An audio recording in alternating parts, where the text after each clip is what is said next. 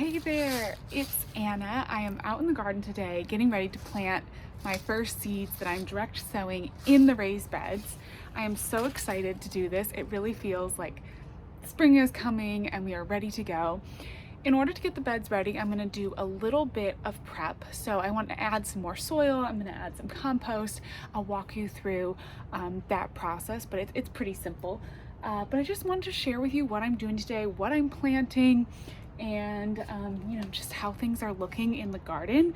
I have a few other kind of cleanup projects I need to do and stuff like that. Right now, last frost is like mid-April, so I'm about 6 weeks out. We have one cold night coming up this weekend, but other than that, the forecast is looking pretty good. Nights in the 30s, days in the 40s, 50s. I think it'll be great for like the lettuce and Swiss chard and stuff that I'm planning on planting. So I'm really excited about that because it feels like, now we can actually get this going. So let me take off the row covers, show you where we're at, and then I'll get started amending the beds and getting them ready for planting. So I just pulled off the row covers, and as you can see, there are a lot of dead plants. So my violas and pansies are doing okay, but this was like arugula that got killed. We had a really cold February and January especially, and so a lot of these beds got killed more than they normally would.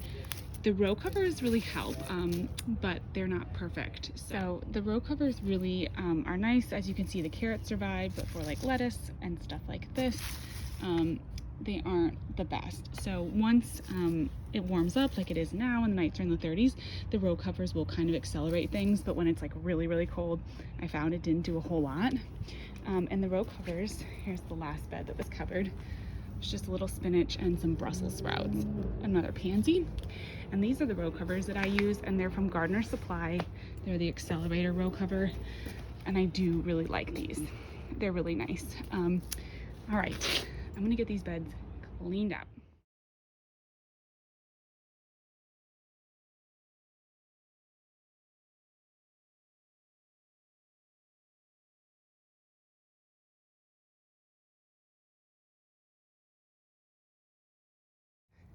As you can see, I didn't worry about getting out absolutely every leaf. I will just compost on top of this and that'll work its way into the soil. I do have a lot of earthworms in this soil, so I'm not worried about, just a few extra leaves.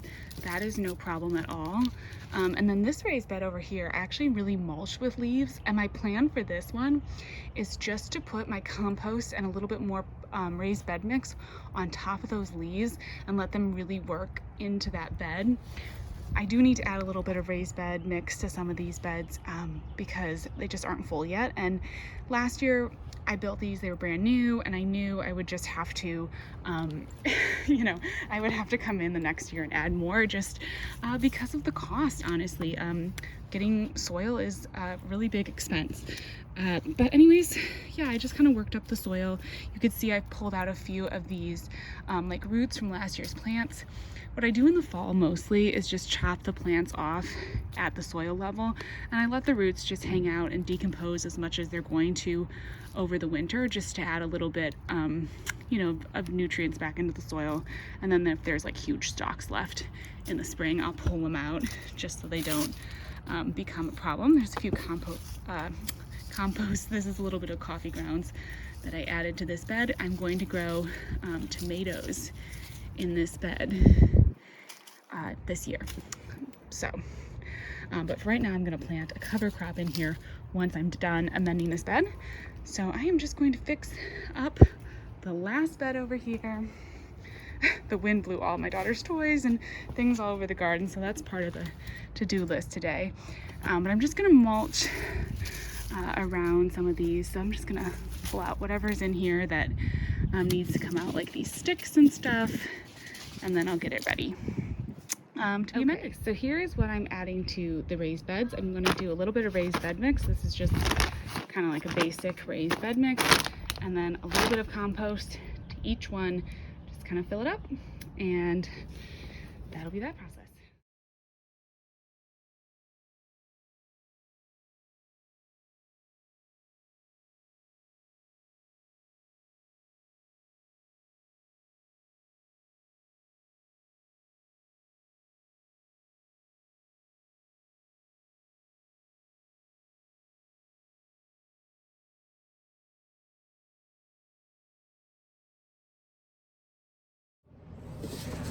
All right, so now I'm gonna do a little bit of planting.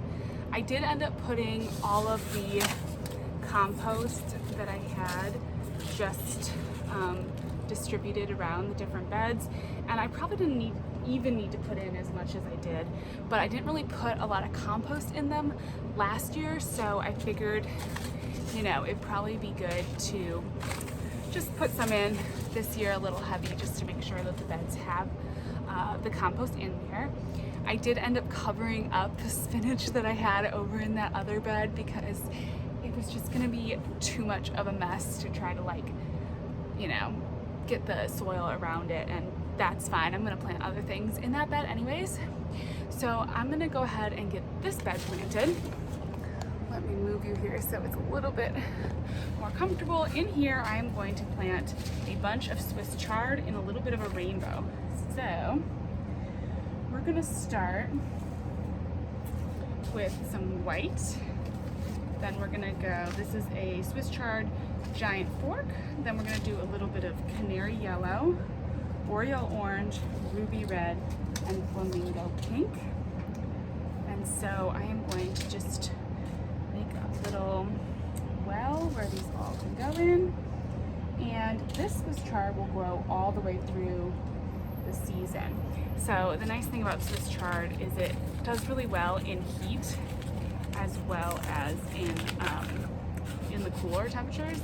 I will put the row covers back on, honestly, just mostly because the squirrels tend to get into my beds, and so that'll ensure that these seedlings are protected from the squirrels. That's kind of the biggest thing for me. Sorry if you can hear that noise in the background. It's getting so warm out today that I think my neighbors turned on their air conditioner. I do live in a pretty small neighborhood. I have a townhouse. So, you know, we're close quarters with the neighbors.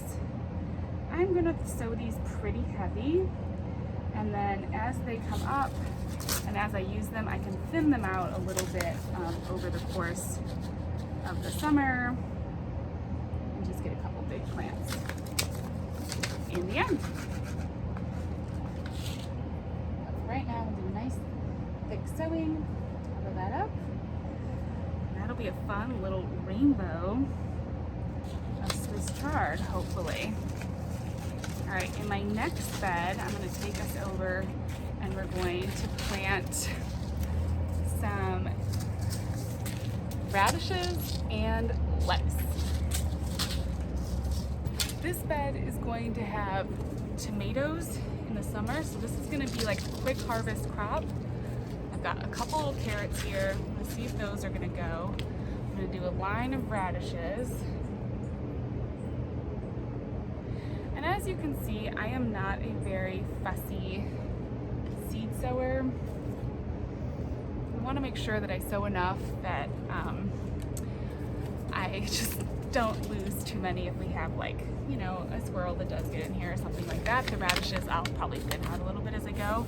And then for this lettuce, I'm just going to kind of sprinkle this all over because I just want to have a big batch of baby greens, something to be kind of like a cover crop on this soil until I'm ready to plant tomatoes and peppers. But that's, you know, still another probably 8 weeks, 6 to 8 weeks. Just depends on what the weather looks like. All right, let's go plant the last bed. Okay, sorry about the funny angle. The ground's a little uneven over here. So in this bed, we are going to do some radishes again, just to have another little harvest of radishes, hopefully. I'm gonna try to space these out a little bit better. It's so hard for me. Once I get planting, I'm just like I can't do the meticulous planting. Then I'm going to plant some dill. This is my favorite dill, Tetra dill. It's super, super thick and full. I want to do lots of different succession sowings of dill in this particular garden bed. So I'm just going to plant kind of a bunch, just sort of blanket, and then I'm just going to harvest it out as I need it and as I want to plant in other things. dill is pretty cold hardy. I just looked it up, like about 25 degrees Fahrenheit, it does just fine. So especially with the row covers, I think it's gonna do really great this spring. I've never really planted dill this early. I'm just doing a little bit of elephant dill along the back just because I thought that'd be kind of fun. Yeah, so I've never planted dill this early, but I'm hoping that because it's kind of still a cooler temperature, maybe the snails and stuff won't be as active.